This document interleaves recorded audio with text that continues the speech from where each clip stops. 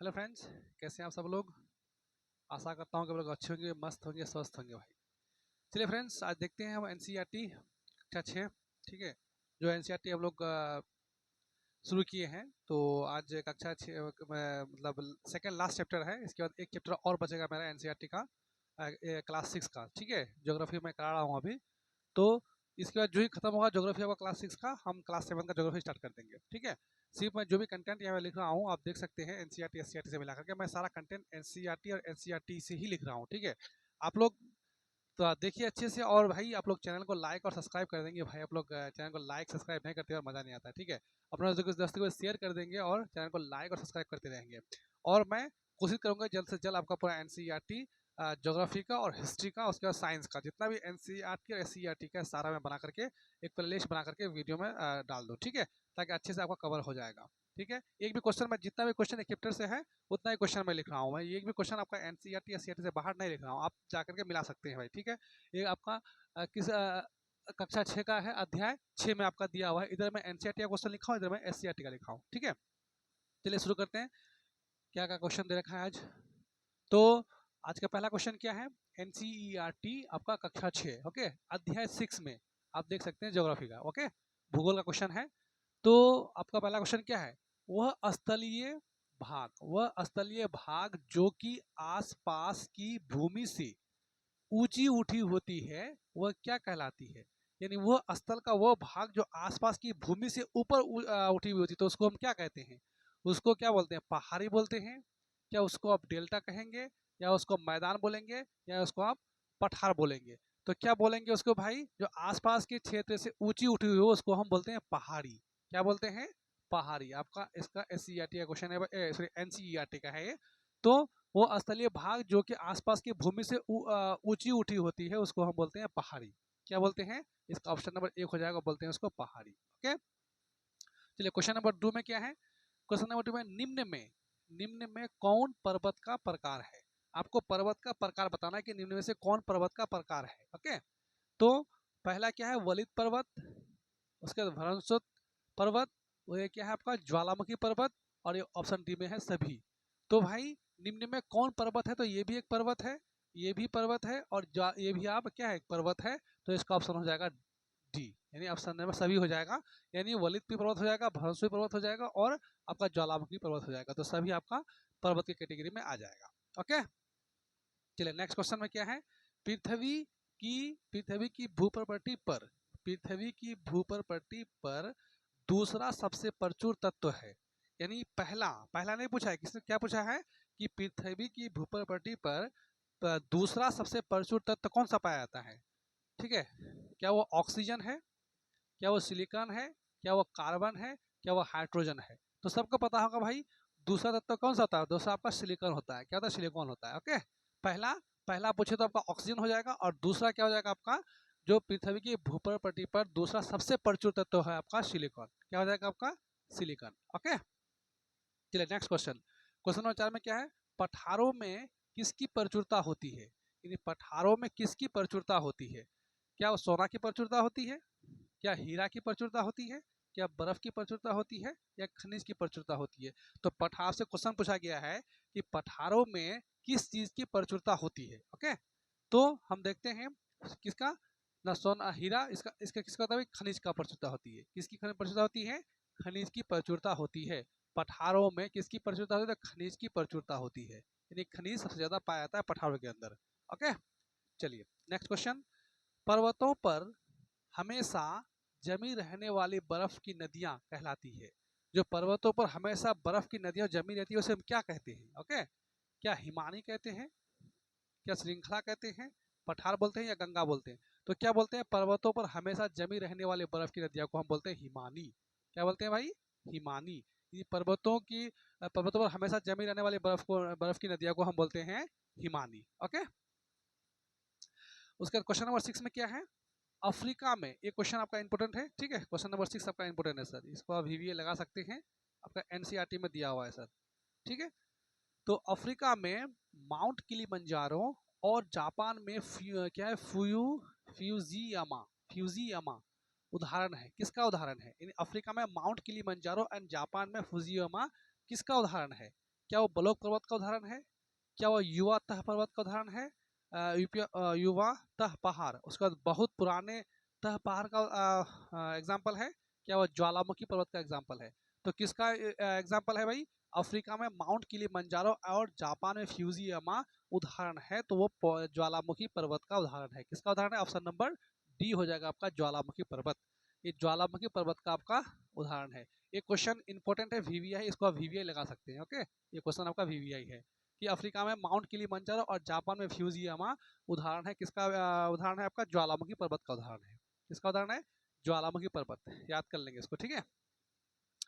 उसके बाद चलते हैं हम लोग किसमें, आपका क्वेश्चन नंबर 7 के अंदर। दुनिया का सबसे ऊंचा पठार कौन सा है? आपको सबको पता होगा कि दुनिया का सबसे ऊंचा पठार कौन सा पठार है? क्या वो दक्कन का पठार है? क्या वो पूर्वी अफ्रीका पठार है? क्या वो ऑस्ट्रेलिया का पठार है? क्या वो पश्चिमी पठार है या तिब्बत का पठार है? तो कौन सा हो जाएगा भाई? दुनिया का सबसे ऊंचा पठार आपका तिब्बत का पठार हो जाएगा। ऑप्शन नंबर डी करेक्ट हो जाएगा आपका। क्या हो जाएगा? Option number D is correct हो जाएगा। तिब्बत का पठार दुनिया का सबसे ऊंचा पठार है। तो किसका है? तिब्बत का पठार। ये आपका था एनसीईआरटी कक्षा 6 अध्याय 6। ओके, ये आपका पूरा एनसीईआरटी का था। अब मैं चल रहा हूँ एससीईआरटी के अंदर, क्योंकि हम दोनों को साथ साथ लेके चल रहे हैं, ठीक है। अब इधर क्वेश्चन क्या है? एससीईआरटी का है। चलिए, क्वेश्चन नंबर 1 में क्या है? सबसे अधिक गर्मी कहाँ पड़ती है? सबसे अधिक गर्मी कहाँ पड़ती है? क्या वो शीत कटिबंध में पड़ती है, या शीतोष्ण कटिबंध में पड़ती है, या उष्ण कटिबंध में पड़ती है, या उत्तरी ध्रुव में पड़ती है? तो सबसे अधिक गर्मी आपका उष्ण कटिबंध के अंदर पड़ती है। किसके अंदर? उष्ण कटिबंध के अंदर पड़ती है। Option number C is correct हो जाएगा। ओके, सबसे अधिक गर्मी कहाँ पड़ती है? तो उष्ण कटिबंध के अंदर सबसे अधिक गर्मी पड़ती है। ओके, क्वेश्चन नंबर 2 में क्या है? कर्क रेखा है। क्या है भाई कर्क रेखा? 90 डिग्री उत्तरी अक्षांश है, हाँ, 23.5 डिग्री उत्तरी अक्षांश है, या फिर 23.5 डिग्री दक्षिण अक्षांश है, या दक्षिणी ध्रुव है। तो कर्क रेखा कहाँ स्थित है? तो कर्क रेखा 23.5 डिग्री उत्तरी अक्षांश पर स्थित है। कितने पर? 23.5 डिग्री उत्तरी अक्षांश। Okay, option number B is correct हो जाएगा। 23.5 डिग्री उत्तरी अक्षांश पर स्थित है कर्क रेखा आपका। ओके, अच्छे से याद कर लेंगे भाई, बहुत इंपॉर्टेंट क्वेश्चन है। कि कर्क रेखा कहाँ स्थित है? 23.5 डिग्री उत्तरी अक्षांश के अंदर।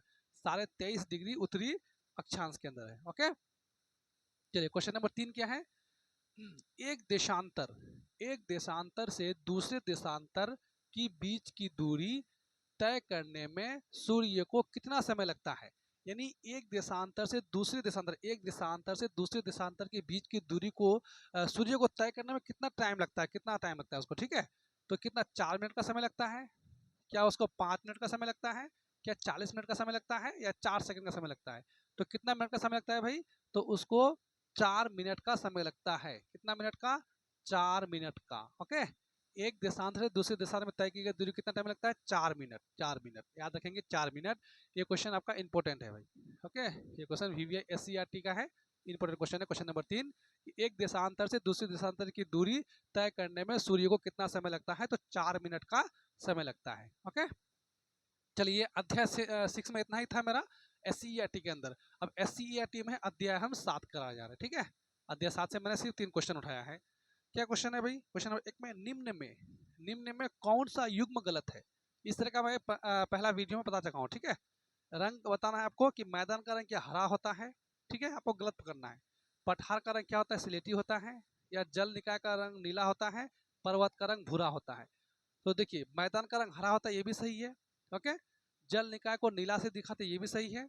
और पर्वत को भूरा है, ये भी आपका सही है। बट पठार का रंग सिलेटी ना होकर क्या होता है भाई? आपको उसने बताए थे, पठार का रंग पीला होता है। क्या होता है? पीला होता है। ये आपका ऑप्शन नंबर बी गलत है। ओके, क्या होता है? पठार का रंग का पीला होता है, ठीक है। तो ऑप्शन नंबर बी आपका क्या है? गलत है। ठीक, पठार का रंग क्या होता है? पठार का रंग का पीला होता है। ओके, चलिए क्वेश्चन नंबर 2 में क्या है? किसी नक्शे का दक्षिणी दिशा दिखाई जाती है, यानी किसी नक्शे में दक्षिण किस तरफ होता है, ठीक है। क्या वो मानचित्र के शीर्ष पर होता है, यानी ऊपर की ओर होता है, अपने बाएं हाथ की ओर होता है, क्या आपके बाएं हाथ की ओर होता है, अपने दाएं हाथ की ओर होता है, या मानचित्र के नीचे की ओर होता है? तो सबको पता होगा कि सबसे ऊपर ऊपर क्या होता है? किसी मानचित्र ऊपर को हम क्या बोलते हैं? नॉर्थ बोलते हैं। सबसे नीचे को हम क्या बोलते हैं, साउथ बोलते हैं, ठीक है। और बाएं तरफ, हम दाएं तरफ क्या बोलते हैं, आपको इधर बोलते हैं ईस्ट, क्या बोलते हैं, ईस्ट, और इधर बोलते हैं हम लोग वेस्ट। ओके, यानी ये हो गया आपका उत्तर, नीचे हो गया आपका दक्षिण, इधर हो जाएगा आपका क्या, पश्चिम, और ये इधर हो जाएगा आपका पूर्व। ओके, तो क्या होता है भाई, किसी नक्शे का दक्षिणी दिशा दिखाई जाती है ना, मानचित्र के शीर्ष के अपने अपने बाएं हाथ की ओर, और अपने दाएं हाथ की ओर, या मानचित्र के निचले भाग की ओर। तो मानचित्र के निचले भाग को हम किसे दिखाते हैं, आपका साउथ से दिखाते हैं, ठीक है। किसे दिखाते हैं भाई, साउथ से दिखाते हैं। ओके, तो इधर में क्या गया, उत्तर, दक्षिण, पूर्व और आपका पश्चिम। ओके, तो क्या हो जाएगा, ऑप्शन नंबर डी इसका करेक्ट हो जाएगा कि भाई मानचित्र के निचले भाग को हम दक्षिण दिशा से दिखाते हैं, ठीक है भाई। क्वेश्चन नंबर 3 में क्या है, मानचित्र निर्माण में ध्यान रखना चाहिए, यानी मानचित्र, जब भी आप मानचित्र का निर्माण करेंगे तो किस किस बात का ध्यान रखेंगे, ठीक है। संकेतों का ध्यान रखेंगे, क्या दिशाओं का ध्यान रखा जाता है, क्या मापक का ध्यान रखा जाता है, या सभी का ध्यान रखा जाता है। तो किसी भी मानचित्र को बनाने के लिए इन सभी बातों को आपको ध्यान में रखना पड़ेगा, यानी संकेत का भी ध्यान रखना पड़ेगा, दिशा का भी ध्यान रखना पड़ेगा, मापक का भी, और सभी। तो ये क्या ऑप्शन क्या हो जाएगा इसका, ऑप्शन नंबर डी करेक्ट हो जाएगा, यानी सभी चीजों का आपको ध्यान रखना पड़ेगा, तब जाकर के आप एक मानचित्र का निर्माण कर सकते हैं। ओके, तो ये था मेरा क्या भाई, SCERT का, ठीक है, SCERT। और इधर था मेरा NCERT का। आप देख सकते हैं मैंने क्लास 6 का अध्याय कितना 6 आज पूरा कर दिया, और नेक्स्ट वीडियो में हम अध्याय 7 लेकर के आएंगे, जो कि लास्ट वीडियो होगा वो क्लास 6 के अंदर। उसके बाद हम लोग चलेंगे क्लास 7 में। और भाई प्लीज़ चैनल को लाइक सब्सक्राइब कर देंगे यार, थोड़ा सा मैं बहुत मेहनत करता हूँ भाई आप लोगों के लिए, ठीक है। चैनल को थोड़ा लाइक और सब्सक्राइब कर देंगे, अपने दोस्तों को शेयर कर देंगे। ओके, तब तक के लिए जय हिंद, जय भारत। तब तक के लिए खुश रहिए, मस्त रहिए भाई।